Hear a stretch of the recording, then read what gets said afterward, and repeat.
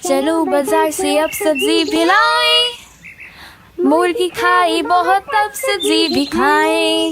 हरी दो गोभी और आलू भी लाओ, लेकिन पहले से कले न भाओ।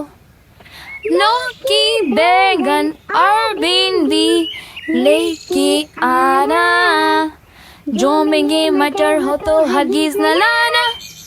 धनिया पुदीना मिर्ची छुपाओ, करना ये कोशिश कि मुफ्त ही वो लाओ। टमाटर लेके आना, जो मिल जाए अच्छे, सेहत ही बनेगी अगर वो खाओ कच्ची। हर एक सब्जी को अच्छी तरह से धोना, जो प्याज काटो तो बिल्कुल मत रोना।